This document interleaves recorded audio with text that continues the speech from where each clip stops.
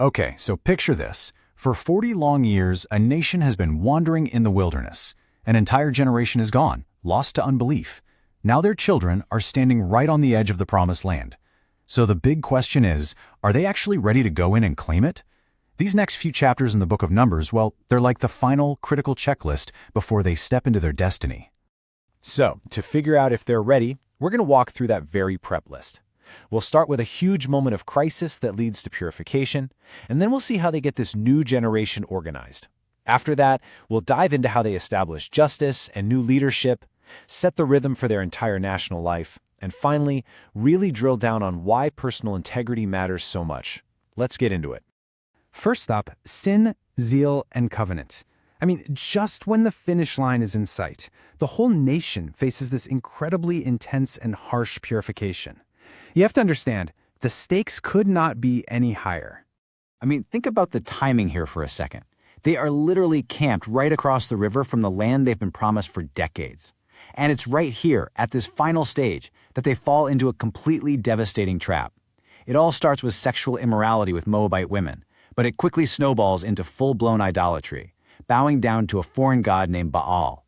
You see, this wasn't just some minor slip-up. It was a fundamental betrayal of their covenant with God. And the consequence? It is swift and it is severe. A plague just rips through the camp, and the cost of this unfaithfulness is absolutely staggering. 24,000 people die. But right in the middle of this chaos, one man, a priest named Phinehas, decides to take a stand. He sees an Israelite leader brazenly bring a Midianite woman into his tent, right in front of Moses and the whole grieving community.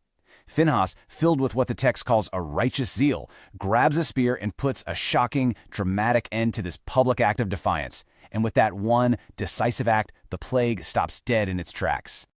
God's response is just as decisive. He actually rewards Phinehas with a covenant of peace, promising an everlasting priesthood to him and his descendants. It's a really powerful bookend to the chapter, right? It opens with this massive crisis of holiness, and it closes by establishing the very family line that will be tasked with preserving it. So, after that intense spiritual reset, it's time to get practical. Chapter 26 is all about counting a brand new generation. It's time to take stock of who is left, and more importantly, who is ready to finally move forward. Now, this is the second major census in the book of Numbers, and you have to see it as a total reset. The first census, that counted the generation that left Egypt, a generation that, because of their rebellion, would die out there in the wilderness. This new census, it's counting their children. This is the generation that will actually inherit the land. And the text really hammers this point home. Of the hundreds of thousands of fighting men who came out of Egypt, only 2 are left, Caleb and Joshua. They are the living bridge between these 2 generations, rewarded for their faithful report about the promised land all those years ago. So, the final count comes to 601,730 men ready for battle. And this number was vital for 2 really big reasons. First, it organized them for the military conquest that was just ahead, and second, it provided the blueprint for dividing up the land. The bigger the tribe, the bigger their inheritance. It's a totally practical, forward-looking head count. And all this counting brings us straight into chapter 27, Inheritance and New Leadership. Now that the people are numbered, some pretty critical questions about the future of the nation have to be answered, which leads to 2 foundational stories. So the chapter kicks off with this fascinating legal challenge, and it asks a really critical question. What do you do when the law itself seems to create an injustice? So you have these 5 sisters who come forward, see their father had died without any sons, which, under the law at the time, meant his family name and his entire inheritance would just disappear. So they bravely appeal to Moses, and Moses, not sure what to do, takes their case directly to God. Well, the divine ruling is crystal clear. The daughters are right. A new law is created right there on the spot, ensuring that in cases like this, daughters could inherit the family property. It's a pivotal moment, showing that the law could adapt to make sure justice was served. The second part of the chapter deals with an even bigger transition. God tells Moses that his time as leader is coming to an end. And what's Moses' first thought? It's not for himself, it's for the people. He prays for a new leader, a shepherd to guide them. God chooses Joshua, and Moses publicly commissions him, making sure there's a smooth, clear, and divinely appointed transfer of authority.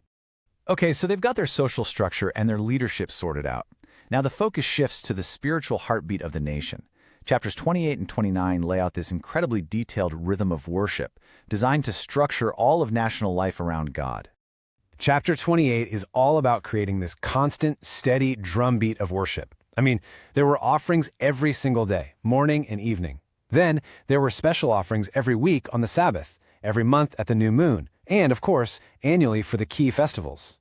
The whole point was consistency, making worship a totally inseparable part of the fabric of their daily lives. Then chapter 29 details the great festivals of the 7th month. You have the Feast of Trumpets, which was a call to prepare. Then the Day of Atonement, the most solemn day of the entire year, a time for national repentance. And finally, the Feast of Tabernacles, a joyful week-long party celebrating God's guidance in the wilderness. This calendar told Israel's story year after year after year. And for our last stop, the preparation checklist zooms all the way in, from the big national ceremonies to something deeply personal. Chapter 30 tackles the gravity of vows, showing how individual integrity is the true foundation of a holy nation. First, let's be clear on what a vow is in this context. It is not a casual promise. It's a solemn oath made directly to God, where your word becomes a sacred bond. And to break it was to profane not just your own name, but God's name. So here's how the accountability for these vows broke down. Now, while these rules definitely reflect the patriarchal society of the time, the principle underneath is what's really important. A man's vow was absolutely binding, no way out. The vows of women who were under the authority of a father or a husband, well, they could be confirmed or even annulled by them, which created a system of shared responsibility. But for women who were independent, like widows, their word was their bond, period. So what's the big takeaway here?